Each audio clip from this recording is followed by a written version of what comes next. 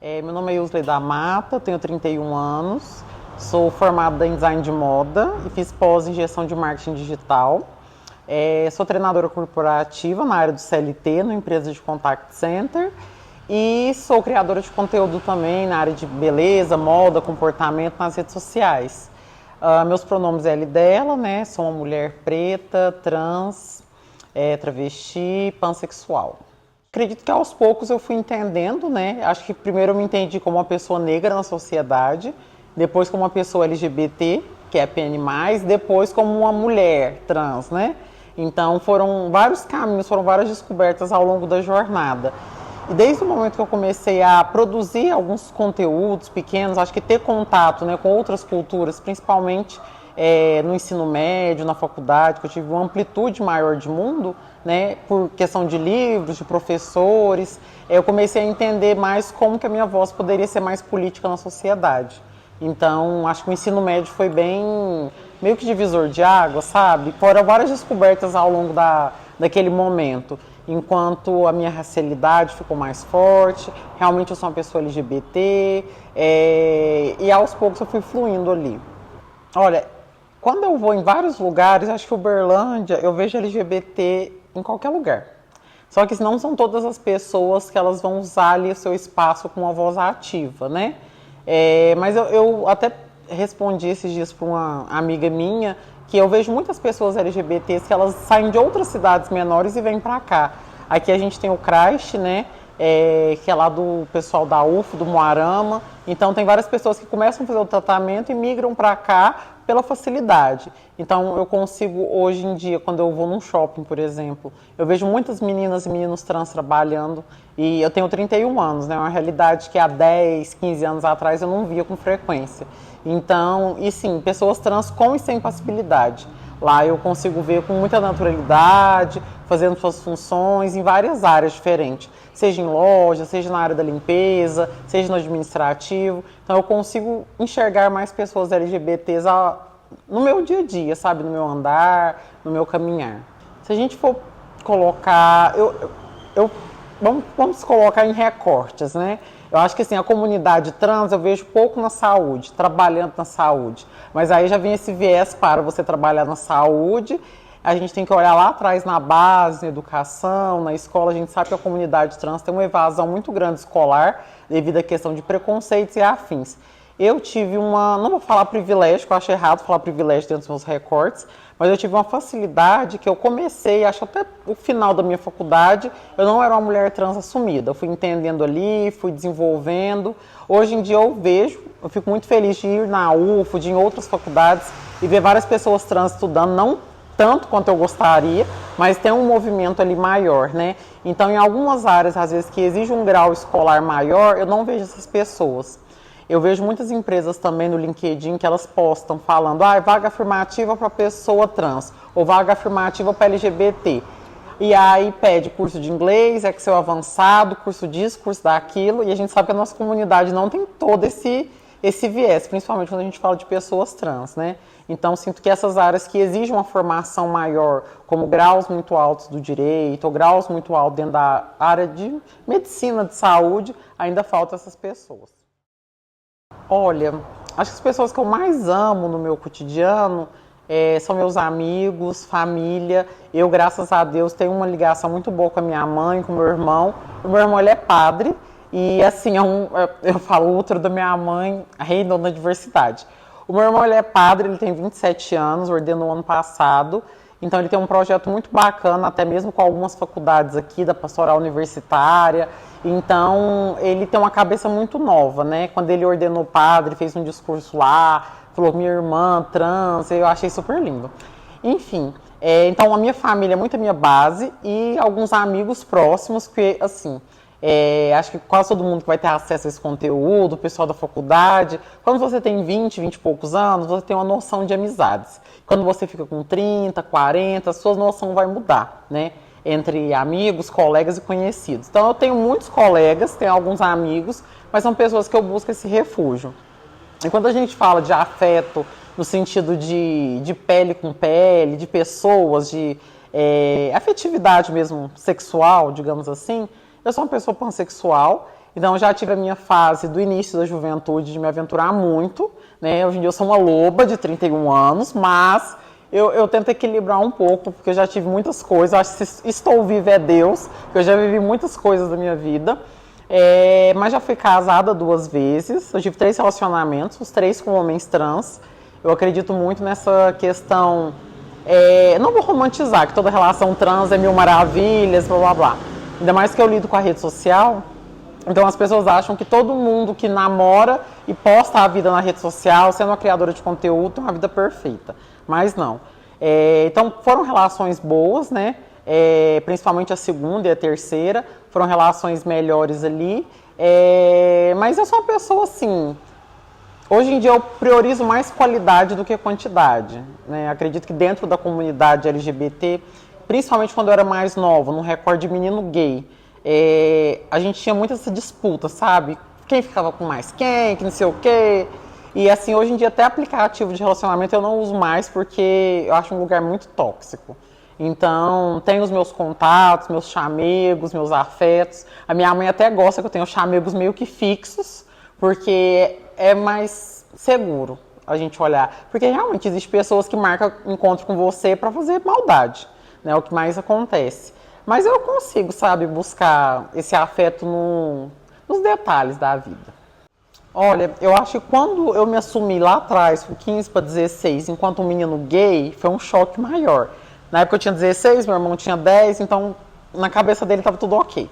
Mas o meu pai foi um choque muito grande na época, né? Acho que dentro de uma família negra, e eu sou a filha mais velha, né? Na época o filho mais velho, existe uma grande continuidade do filho mais velho negro ser tipo a continuação do pai. E aí já vem todo esse estereótipo do negão, machão, pegador. E aí a primeira coisa, 2 coisas que meu pai falou pra mim no primeiro momento. O que eu errei na sua educação e não queria me ver de sainha na esquina, porque ele já aliou gay, travesti, prostituição. E aí, nesse primeiro momento foi um pouco mais forte, sabe, o embate que eu tive.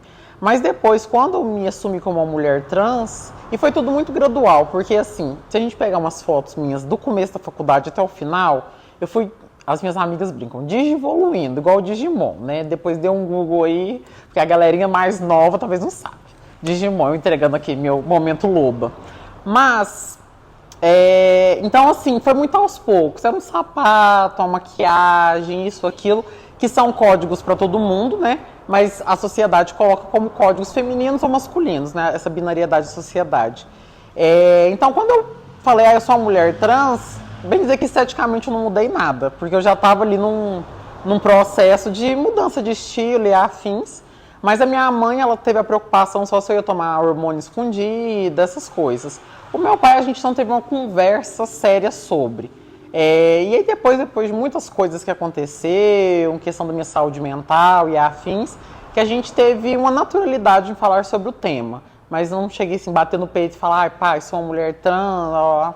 Nunca teve essa conversa de fato. Mas que a minha mãe teve a conversa toda certinha. E aí, assim que eu tive essa conversa com ela, eu já quis organizar para regularizar minha documentação e comecei a minha terapia hormonal, porque era uma coisa que eu tinha vontade de começar a fazer. Então, com a família foi bem tranquilo. Meu irmão também super me apoiou, os amigos do meu irmão da igreja me adoram. Então, quando eu chego lá na igreja, eu me sinto uma diva. Então, é muito bom. Eu entendo que as mulheres trans, principalmente, tem muito essa questão de a pessoa que está com a mulher trans para ser um afeto dela, que anda na rua com ela, a pessoa também ela tem que aguentar o rojão, porque vão ter olhares, vão ter conversinhas. Ainda existe um preconceito muito grande das pessoas por ignorância, que acharem que um homem que namora com a mulher trans é gay, porque não enxergam a mulher trans como uma mulher e sim como um gay, uma bicha, sei lá. Então, assim, o desejo ele existe, mas assumir o afeto ele ainda está começando. É raro você ver uma pessoa assim que bate no peito e fala, eu sou um homem hétero e fico com mulher trans e cis para todo mundo, né? Então, as mulheres trans, uma vez eu escutei uma frase, eu não sei se foi numa música ou numa poesia, que é como a chuva. Ela é gostosa de ficar em casa à noite para você curtir, mas sair na rua pode trazer malefícios. Então, infelizmente, é algo assim. Os homens trans, pelo que eu vi em alguns relatos, e homem trans é uma coisa assim, gente. Tomou hormônio, passou 3 meses, parece que já começa a crescer pelo, fazer isso, fazer aquilo. E eles conseguem uma passibilidade um pouco maior em alguns espaços. Então, para um homem trans, às vezes conseguir um afeto parece ser um pouco mais tranquilo do que para mulheres trans. Eu sinto que ainda existe essa... Viu, gente? Homem na sociedade valorizado até nessa parte. Até os homens trans momentos, mas eu amo vocês também. Eu vejo muito pela questão da segurança na sociedade. A gente não tem que exigir isso ou aquilo que cada pessoa faz, vai tomar hormônio ou não pelo que gosta ou pelo resultado que espera. Mas eu sinto uma certa segurança. E a gente já viu vários relatos de mulheres cis que têm uma estrutura corporal ali não ditas como femininas pela sociedade e sofrem com isso. Né? São chamadas de mulheres trans, isso ou aquilo. Às vezes o jeito que a mulher se porta, a pessoa fala: fulana de tal não é uma travesti, não é uma mulher trans, né? Mas eu sinto que em alguns espaços a passibilidade ela ajuda mulheres trans. Quando eu trabalhei no shopping muitos anos, eu sempre, assim, nunca trabalhei sem maquiagem, porque eu já trabalhei um dia sem maquiagem, me chamaram de menino umas 3 vezes.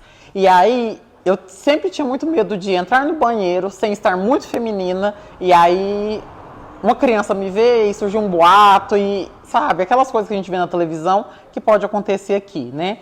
Então eu fui buscando ali algumas formas de me manter segura, né? Acho que a moda, a beleza, a maquiagem, elas me ajudaram aí nesse decorrer. E quando você tem uma naturalidade, porque eu falo assim, dinheiro não compra passibilidade.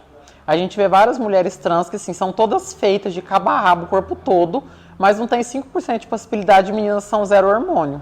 Então, acho que a passibilidade, ela tá muito no seu jeito de ser, ser natural. Eu acho que quando você é naturalmente você, a passibilidade, ela vem de uma forma tranquila.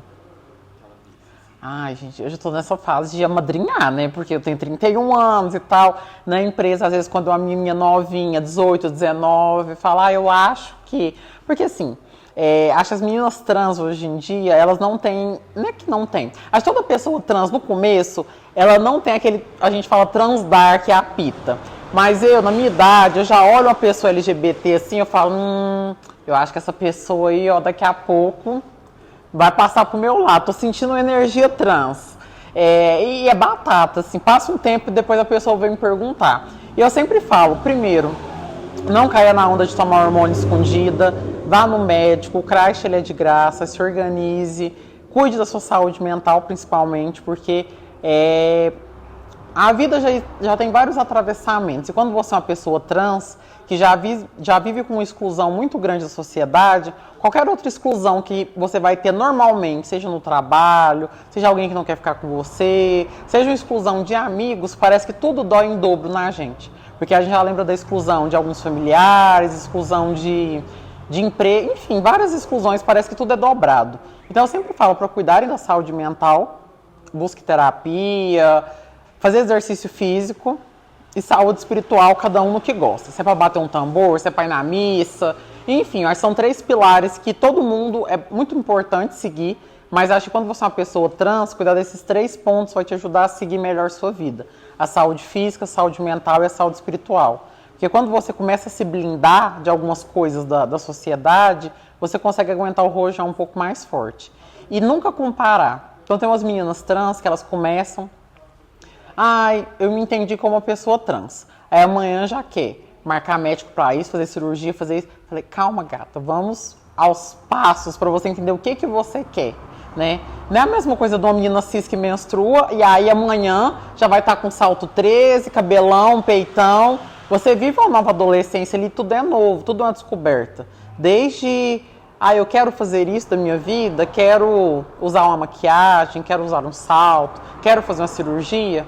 Eu, por exemplo, eu só tomo hormônio mais pela questão do rosto, que teve redistribuição de gordura, a questão do seio, porque eu era bem retinha e eu queria muito ter um peitinho, mas um peito de modelo, não um peitão. Então eu tomo hormônio só para dar um toque. Mas assim, cirurgia nenhuma eu tenho vontade de fazer.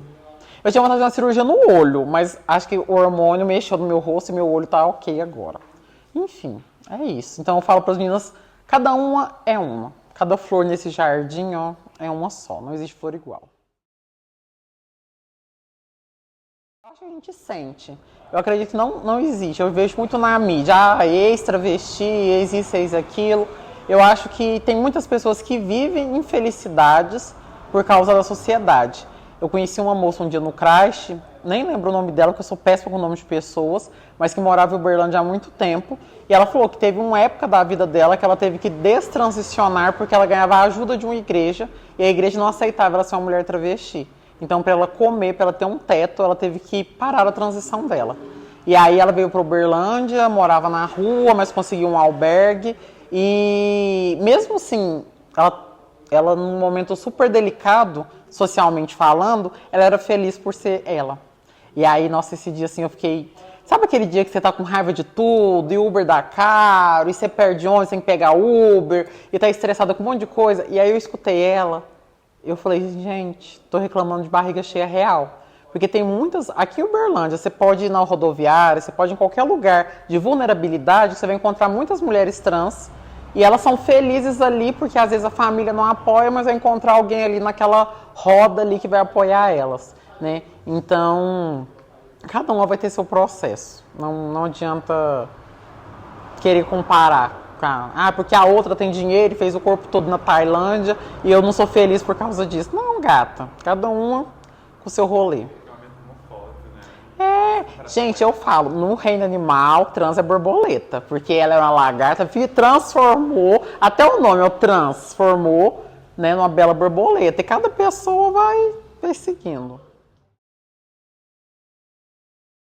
Uma fase bem, sim, de estar à frente de vários movimentos e conversas, isso e aquilo, mas eu fui entendendo que com tudo que eu fazia na minha vida, eu acho que existir já era um grande ativismo, né? Só que assim, como eu tenho um público nas redes sociais, uma audiência, eu entendi que eu poderia usar a minha voz para isso. Então, sempre reforço nos lugares que eu vou, que eu sou uma mulher trans, uma mulher preta.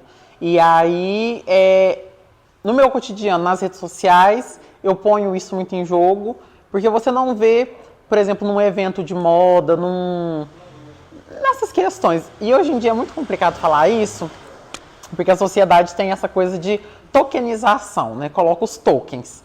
Vamos supor, uma empresa tal coloca uma pessoa trans para ter visibilidade, para falar assim, a gente apoia, e as demais. Às vezes é uma pessoa preta, vamos dar visibilidade para a pessoa preta e as demais, né?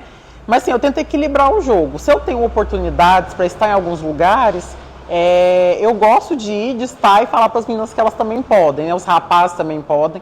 Acho que hoje a rede social ela tem um viés muito de encorajar pessoas, né? Porque com o básico ali, um celular, uma internet, você consegue criar conteúdos e se lançar. Então, assim, eu vivo a minha vida para mostrar para as pessoas que é importante você também falar, tem uma menina preta ali. Eu já tive contrato com TVs aqui de Uberlândia, que fazia assessorias, eu adorava passar na televisão. Porque aí às vezes a gente falava assim, aquela menina travesti de Uberlândia, aquela do nome diferente, passa na televisão. E acho legal, aí o povo me marcava. E assim, até crianças mesmo, sabe? Eu tenho muitos seguidores que têm filhos e os filhos adoram me assistir no Instagram.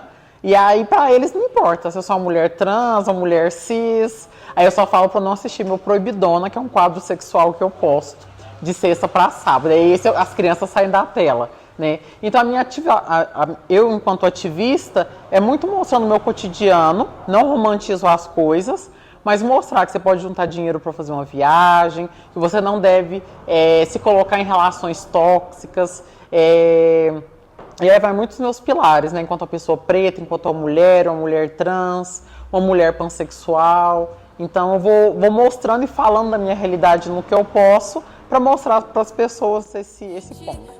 Tem limite até pro seu coração. E tava certo, água mole em pedra dura. Tanto bate até que fura nesse nível. É tanta água que já tá me atravessando. Acredito que sou forte, mas não sou indecisivo.